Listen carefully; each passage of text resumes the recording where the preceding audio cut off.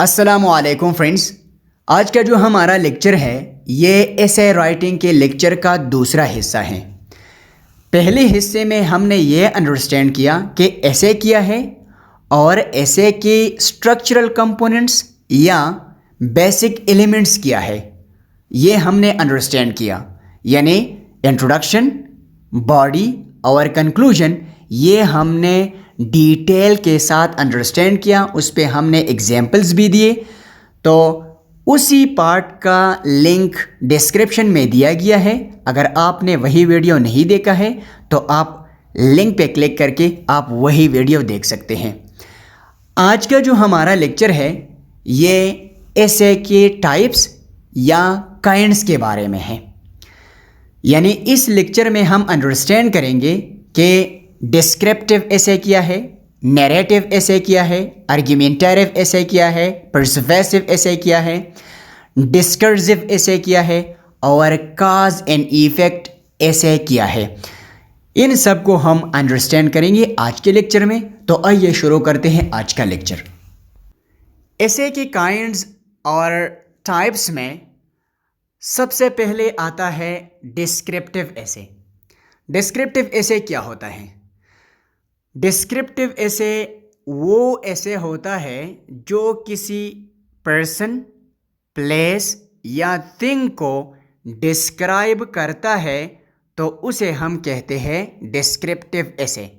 या आप इस तरह भी कह सकते हैं कि डिस्क्रिप्टिव एसे वो एसे होता है जो किसी पर्सन, प्लेस या थिंग के बारे में डिस्क्रिप्शन देता है, तो उसे हम डिस्क्रिप्टिव एसे कहते हैं।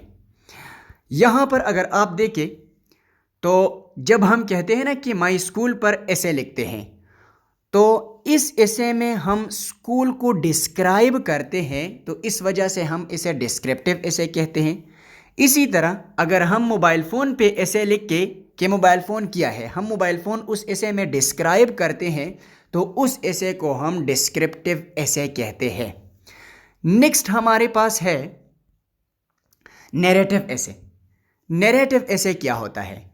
नैरेटिव एसे वो एसे होता है जो एक स्टोरी बयान करता है या किसी पास्ट इवेंट को डिस्क्राइब करता है, बयान करता है, या किसी बंदे की बायोग्राफी को बयान करता है, तो उस एसे को हम कहते हैं नैरेटिव एसे।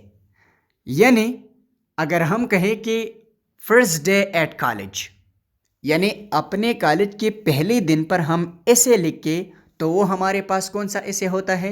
वो होता है नैरेटिव एसे। इसी तरह अगर हम पास्ट इवेंट की बात करें, यानी world war first, world war second या पाकिस्तान और इंडिया के दरमियान जो जंग थी 1965 के या 1971 के, तो उस पे अगर हम एसे लिख के, तो वो भी हमारे पास कौन सा एसे होगा? वो होगा नैरेटिव एसे। इसी तरह अगर हम अल्लामा इकबाल या क़ायद-ए-आज़म के ज़िंदगी पर उस पे अगर हम एसे लिख के, तो वो भी हमारे पास क्या होता है? यानी उसकी बायोग्राफी पर हम एसे लिख के, तो वो भी होता है नैरेटिव एसे।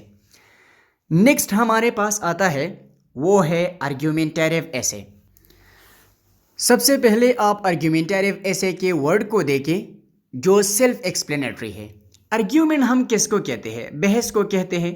यानी दो डिफरेंट एस्पेक्ट्स होता है, दो डिफरेंट व्यू पॉइंट्स होते हैं, दो डिफरेंट आइडियाज़ होते हैं। इसी तरह आर्ग्यूमेंटेटिव एसे में भी क्या होता है कि दो डिफरेंट आइडियाज़ होते हैं और वो दोनों हम एक ही एसे में डिस्कस करते हैं।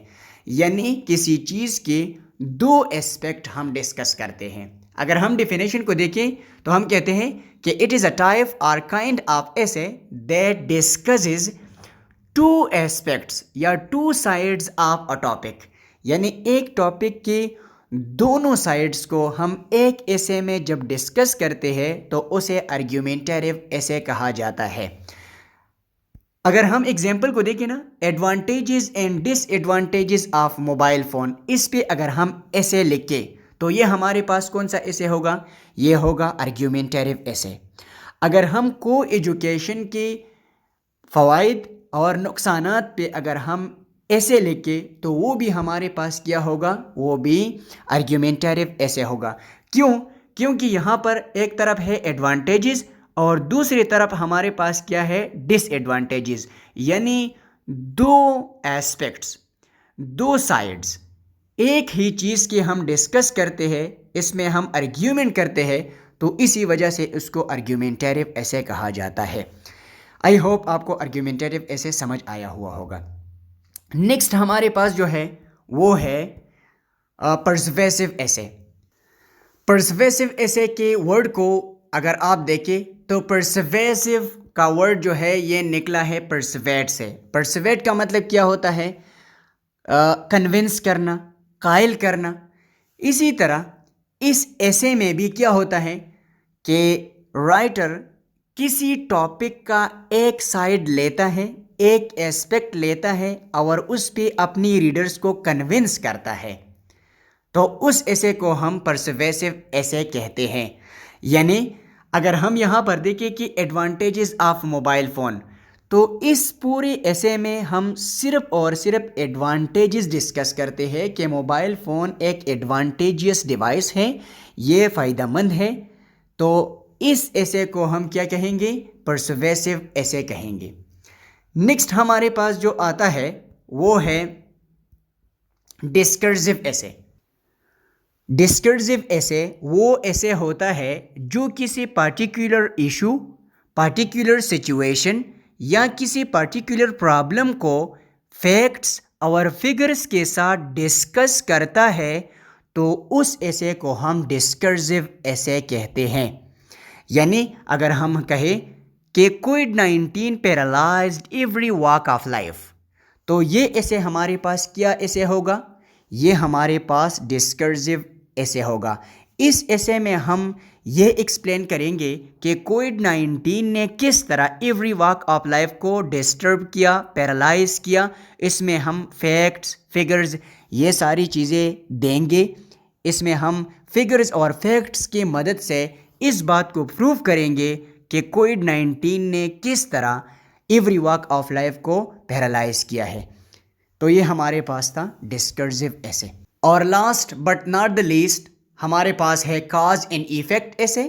कॉज एंड इफेक्ट ऐसे वो ऐसे होता है जो किसी चीज़ के काजेस और इफेक्ट दोनों एक्सप्लेन करता है, तो उसको हम कॉज एंड इफेक्ट ऐसे कहते हैं। और इसका एग्जांपल हमारे पास है कि स्मोकिंग कॉजेज कैंसर। अगर इस पे हम ऐसे लिखें तो वो हमारे पास क्या होगा, कॉज एंड इफेक्ट ऐसे। आई होप आपको आज का लेक्चर समझ आया हुआ होगा। हमारा नेक्स्ट लेक्चर एमसीक्यूज़ के बारे में है, यानी ऐसे के मुतालिक, ऐसे के रिलेटेड जितनी भी एमसीक्यूज़ बनते हैं वो हम अंडरस्टैंड करेंगे। तो आज के लिए इतना ही। टेक केयर, बी हैप्पी, अल्लाह हाफिज़।